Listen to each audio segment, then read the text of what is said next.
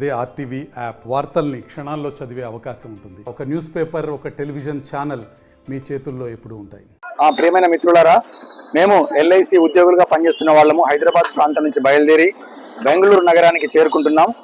ముఖ్యంగా కారణం ఏంటంటే బెంగళూరులో మా ఎల్ఐసి ఉద్యోగుల 13వ మహాసభలు జరగబోతున్నాయి. ఈ సందర్భంగా కళాజాత కార్యక్రమం నిర్వహిస్తున్నాం. ఈ కళాజాత ద్వారా ప్రభుత్వ రంగాల ప్రాముఖ్యత, అందులో ముఖ్యంగా లైఫ్ ఇన్సూరెన్స్ యొక్క ప్రాముఖ్యత, ఎల్ఐసి ఏజెంట్ల యొక్క ప్రాముఖ్యత, ఈరోజు మెడిక్లెయిమ్ లేక ఎట్లా ఇబ్బంది పడుతున్నారో దాని గురించి, తన సామాజిక ఇతివృత్తంలో డ్రగ్స్ మహమ్మారి ద్వారా బలవుతున్నటువంటి పిల్లల యొక్క భవిష్యత్తును కాపాడడం కోసం అదొక ప్రాముఖ్యత.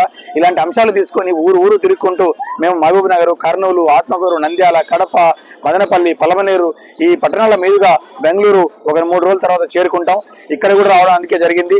ఇక్కడ మేము ఇచ్చే సందేశం ఒకటే, దయచేసి ప్రభుత్వ రంగ సంస్థలను మాత్రమే వెలపరచండి. అవి దేశ ఆర్థిక వ్యవస్థకు పట్టుకొమ్మలుగా ఉంటాయి.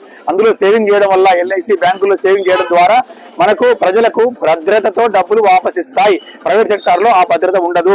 దేశానికి ఎంతో రుణాలు ఇస్తూ దేశ ఆర్థిక వ్యవస్థకు వెన్నెముకగా నిలుస్తాయి. ఇది ప్రధానమైనటువంటి ఎజెండా.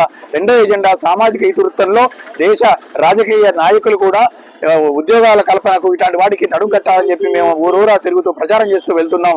ఇక్కడికి కూడా అందుకోసం వచ్చాము. మమ్మల్ని ఆదరించినందుకు మీ అందరికీ కూడా ధన్యవాదాలు తెలియజేస్తున్నాను. మరిన్ని వీడియోస్ కోసం ఛానల్ ని సబ్స్క్రైబ్ చేయండి. లేటెస్ట్ అప్డేట్స్ కోసం వాట్సాప్ ఛానల్ ని ఫాలో చేయండి.